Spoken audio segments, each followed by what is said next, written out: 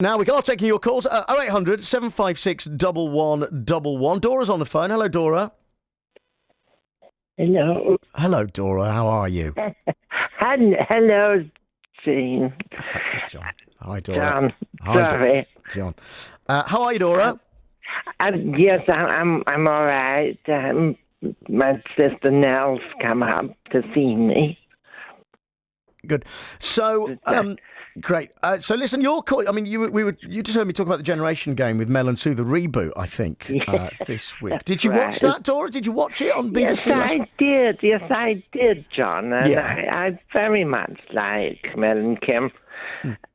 But I phoned because I didn't know if this would be of interest, but I worked on the original Generation Game. Did you now? That is of interest, Dora. Yeah. And what were you there? Were you Bruce's? I was the conveyor belt. You were the conveyor belt. Yes, I used to have to lie on my back. Yeah. And I was like a sort of monkey shimmying up a tree. Yeah, well, that was very back. much the light entertainment in the 1970s at the BBC, wasn't it? That kind of thing. So, but did you know, John, it was originally called Families Are So Stupid. Yes, I had read that. Bruce Forsyth, Families Are Just so stupid. Yeah. And that was all Bruce. That was all his idea. Right. Because he just thought families were stupid, John. Yeah, and was it your job, Dora, then, to come up with the games to make them look stupid? I mean, if we look back at some of the classics, of course, there was the one where, do you remember, they had to build a life-size replica of the Eiffel Tower? Do you remember that in the studio? with steel girders, and they had a little bit of help from a builder, of course, but disaster, wasn't it? Really? People were crushed. Yeah, three families were crushed to death. I know, I remember it. There was the one where you had to, we had the William Tell Overture playing, and you had to build your own crossbow. Yes. And shoot an apple on your child's head. That's right. Well, you couldn't do that now, John. No, the laws have changed, haven't they? You're absolutely right. And now, the thing with Bruce Forsyth and Families Are So Stupid, because he always wanted to be a serious actor, John. Yeah. So those scenes at the end of the Generation Game, they meant everything to him.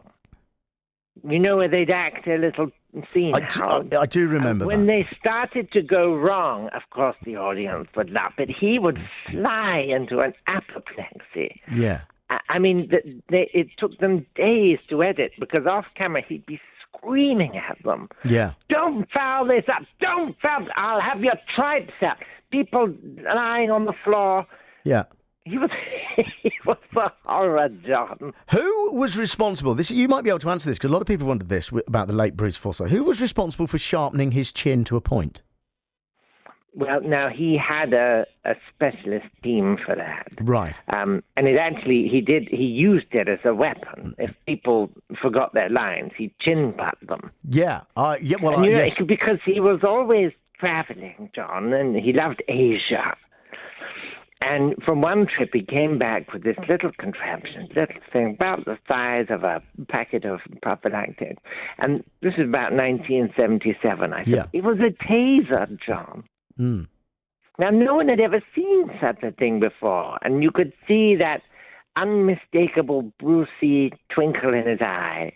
And he said that the man he bought it from said the most effective place to put the electrodes was on the forehead, and in the middle of the back. Yeah.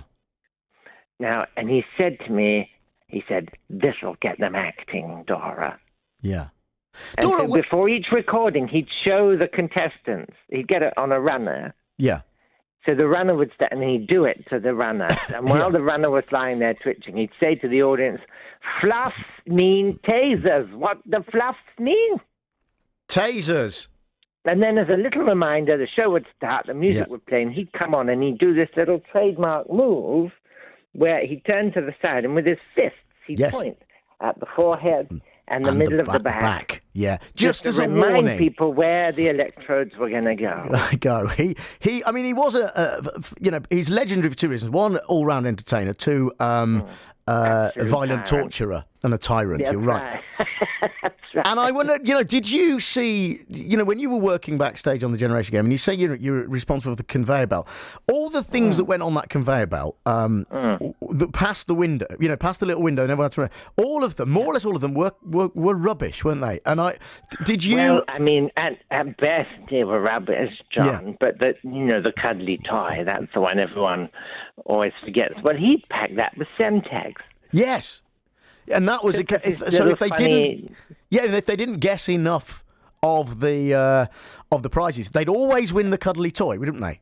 That's right. And then they get to take that home, and then he would detonate it as the people would, the family, the stupid families would. The families are just so stupid, and they'd all have signed a non-disclosure, so no one ever found out about it. But he was very different then, John. The rules were different back in television. Very unlikely that Mel and Kim are doing now.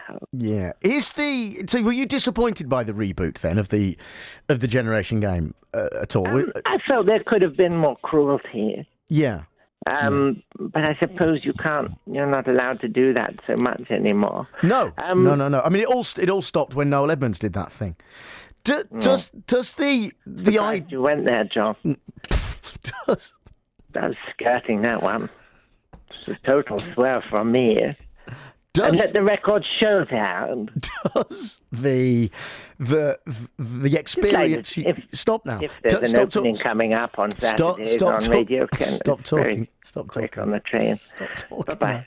Yeah, what? Dora.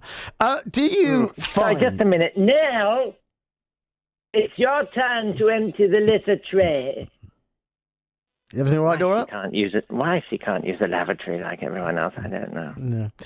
Well, look, the idea of you working behind the scenes, people are fascinated by this kind of stuff. I mean, is there any truth to the rumour about what happened that time?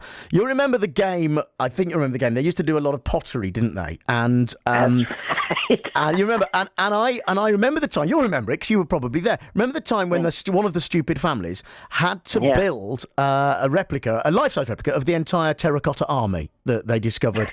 That's right. In the tomb in China. And, the thousands of soldiers and horses and chariots, all made out of clay, and they had to do that in the studio. And it overran, didn't it, that show? It was supposed to finish, I can't remember, 8 o'clock at night, but it overran for a year, didn't it? It was all there was on BBC One for a year because it took so long for the stupid... People were dying, just falling down, malnourishment. Well, Bruce wouldn't let them eat, would he, until they'd finished building the clay warriors. And as his little joke... You couldn't, because the cameras weren't very good in those days. It wasn't clay, John. Of course it wasn't clay. Right. But that was his funny way. Right. Was it that? And that was a sort of a dirty protest from... Yeah.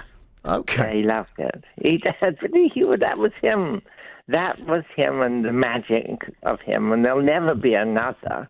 No. Hopefully. Otherwise, that really probably is curtains for the BBC, I think. Dora, it's been an absolute pleasure talking to you. Has it? No. But thanks for calling in. That's Dora there. Dora used to work on the Generation Game back in the day with Bruce Forsyth. Some little tales there from backstage. Thank you, Dora. Whatever.